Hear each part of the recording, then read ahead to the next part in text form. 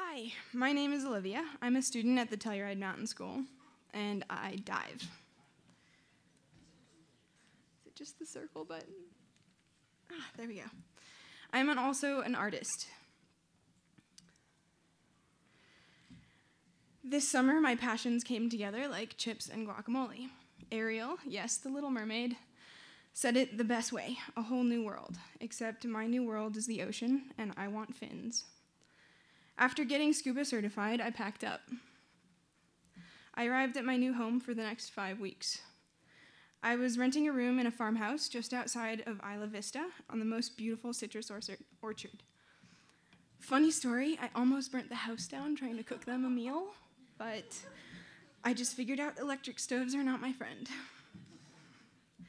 So I wasn't even done packing, and I got right to work. I sat right down and dove into the slimy blades of kelp.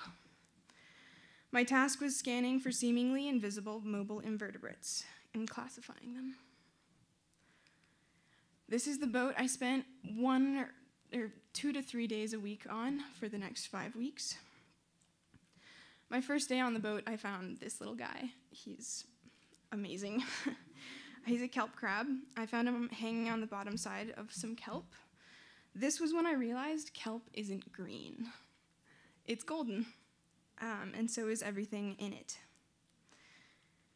In addition, so this is one of my first illustrations.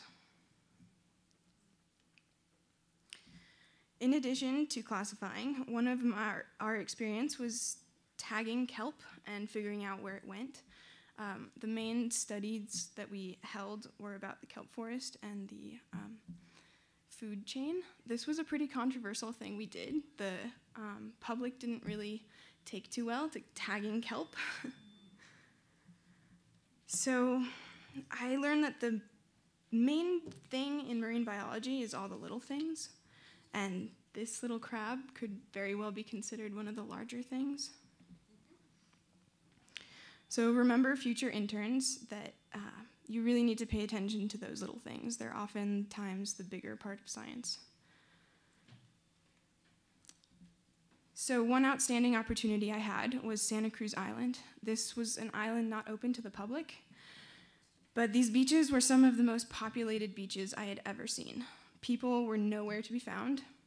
Instead of towels and umbrellas, creatures, plants, animals, and everything in between is what made these beaches so full.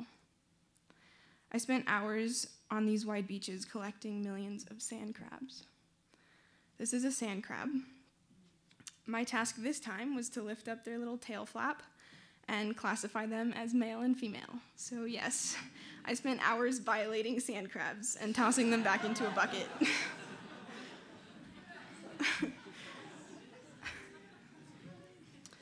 Although I had many opportunities to work on the beach, on an island, or in a boat, I spent a lot of time in a room full of tanks, otherwise known as the reef. This is where I spent hours feeding and observing. I could pick up just about anything and look as closely as it allowed me to. This is where the artist in me had time. The best part of the reef was the outreach opportunities with casual visitors. People would wander into the room of tubs and creatures, and they would find me practically hugging a starfish and assume I worked there. So I would just sit there and answer their questions and talk about these creatures I was so passionate about. So these are some of my best friends. Up there is Stella Stella. It's a sea slug. And over there is abalones. There's black abalones, which are the most gorgeous things ever, and I didn't know what they were. And then this guy is dog-faced monkey eel. He's pretty chill. So this is a video. I'm not sure how to play it. There we go. So this is a starfish.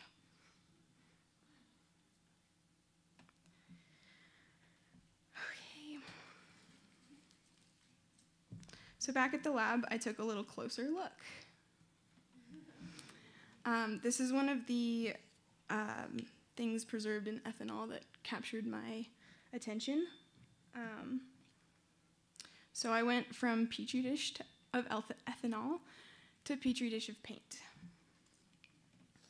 These are some of the illustrations that were published in the field guide at the university. This is the kelp forest. So as an artist, I took some time to just look through a lot of encyclopedias. The books are amazing, and they've already been illustrated. So I had a little dilemma. What could I make that was new? So these two things are two very different. They're on opposite sides of an encyclopedia, but as an artist, I put them together for the composition. And the top left, as you can see, I don't know what it is, so I named it. So, at the end of each day, I went surfing.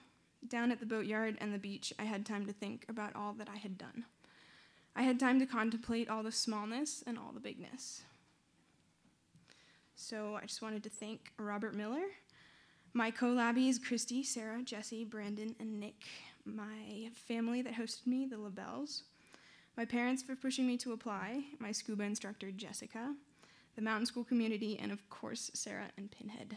Thank you.